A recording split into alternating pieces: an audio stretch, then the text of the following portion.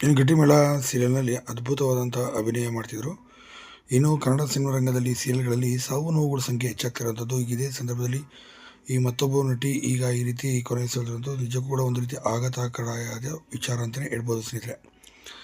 ಮತ್ತೊಂದು ಕಡೆ ಗಟ್ಟಿಮೇಳ ಸೀರಿಯಲ್ನಲ್ಲಿ ಪ್ರಮುಖವಾದ ಪಾತ್ರವನ್ನು ಕೂಡ ಅವರು ನಿಭಾಯಿಸಿದ್ರು, ಪ್ರಮುಖವಾದ ಘಟ್ಟವನ್ನು ಕೂಡ ಮುಟ್ಟಿದ್ರು ಅಂತ ಹೇಳ್ಬೋದು.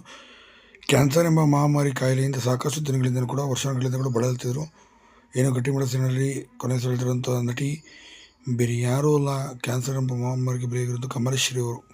ಕಮಲಶ್ರೀ ಅವರು ಅತಿ ದೊಡ್ಡ ನಟಿ, ಅತಿ ದೊಡ್ಡ ನಾಯಕಿಯಾಗಿ ಕೂಡ ಅಭಿನಯಿಸಿದಂಥವ್ರು. ಕನ್ನಡ ಸಿನಿಮಾ ರಂಗಕ್ಕೆ ರಂಗಭೂಮಿ ಕಲಾವತಿಯಾಗಿ ಬಂದಂತಹ ಇವರು ಪುನೀತ್ ರಾಜ್ಕುಮಾರ್, ಡಾಕ್ಟರ್ ರಾಜ್ಕುಮಾರ್, ಅಂಬರೀಷ್, ವಿಷ್ಣುವರ್ಧನ್ ಅಂತ ಬೇರೆ ನಟರಿಗೂ ಕೂಡ ಜೊತೆಯನ್ನು ಕೂಡ ಅಭಿನಯಿಸಿದಂಥ ಇವರು ಗಟ್ಟಿಮೇಳದಲ್ಲಿ ಅಜ್ಜಿಯ ಪಾತ್ರವನ್ನು, ವೇದಾಂತ ಮತ್ತು ಅಮೂಲ್ಯ ಅಜ್ಜಿಯ ಪಾತ್ರವನ್ನು ಕೂಡ ನಿಭಾಯಿಸ್ತಾಯಿದ್ರು.